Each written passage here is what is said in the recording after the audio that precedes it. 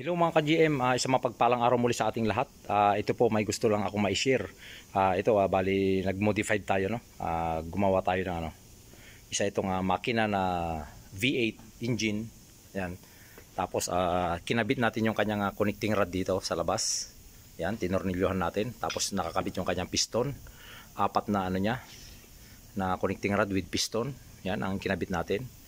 Tapos nilagyan din natin ng gulong ito mga ka-GM. Yan, kung mapapansin po ninyo, mayroon siyang gulong dyan. Apat yung kanyang gulong na umiikot. Yan, no? Umiikot yung kanyang gulong, no? Yan, paikutin natin yung kanyang makina. Yan.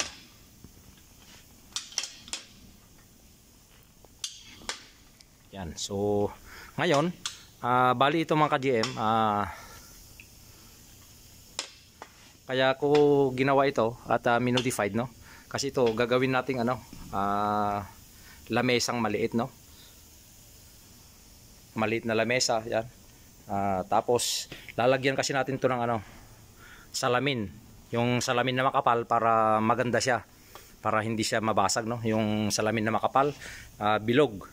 Lalagyan natin ng pabilog na ganun. Bali gagawin natin round table. Maganda itong pan-display sa sa sala ng bahay o kaya sa terrace, ganyan. O kaya sa garahe. Pagka may garahe kayo ng sakyan, maganda itong maganda itong lamesa na maliit, no? So ayan, gusto ko lang ma-share sa inyo kasi ito mga ka-GM, bali sira na ito. Yan, no? Lumusot yung kanyang connecting rod dyan dati, kaya nabasag na itong block na ito. Engine block ng makina, yan, no? Basag na siya, oh. Tapos pininturahan ko lang siya ng silver para magandang tignan. Nilinis natin tapos pininturahan ko ng silver. So yan, oh. So ayan po, gusto ko lang ma-share sa inyo para magkaroon din kayo ng idea, para yung mga ganitong engine block ay may pakinabang pa siya, no? Maganda siyang maganda siyang automotive table. Yan. Malaki pang pakinabang ng mga ganitong bakal-bakal.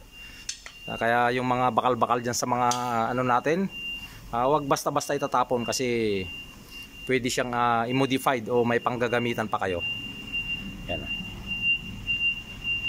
So ayan, like and share po yung ating mga videos para magkaroon din ng idea yung iba. Maraming salamat po. GM Autotech.